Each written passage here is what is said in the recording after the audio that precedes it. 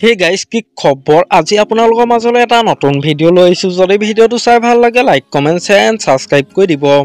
আজি মই আপোনালোকৰ মাজলৈ লৈ আহিছো ৰেংগনিত চেনেলত সম্প্ৰচাৰিত হৈ থকা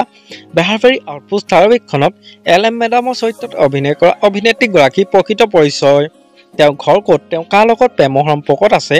এই সকলোবোৰ জানিব পাৰিব আজি এই ভিডিওটোৰ জৰিয়তে গতিকে ভিডিওটো অলপো স্কিপ নকৰাকৈ শেষলৈকে চাই থাকিব বলকচোন ভিডিওটো দেৰি নকৰি আৰম্ভ কৰো ৰেংগনি চেনেলত সম্প্ৰচাৰিত হৈ থকা বেহাৰবাৰী আউটপোষ্ট ধাৰাবাহিকখনত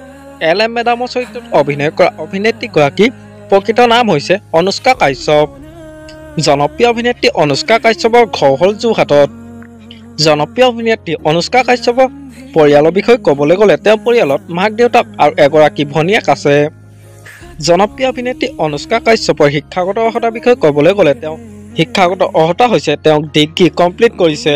আৰু শেষত মাছ কমিউনিকেশ্যন কমপ্লিট কৰিছে জনপ্ৰিয় অভিনেত্ৰী অনুষ্কা কাশ্যপে বহুতো অসমীয়া ধাৰাবাহিকত অভিনয় কৰি দৰ্শকৰ মন জয় কৰিবলৈ সক্ষম হৈছে তাৰে ভিতৰত হৈছে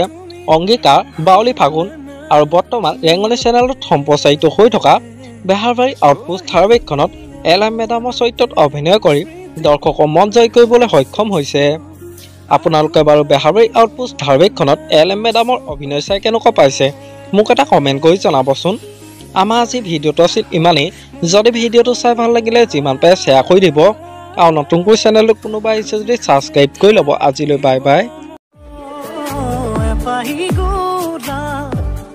তোমাৰ বাবে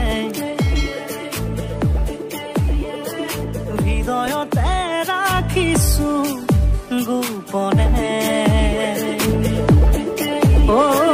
নজনানো বুজাকে সুমানাহি বুকুতে ও ভাল পোৱাৰ শিহৰ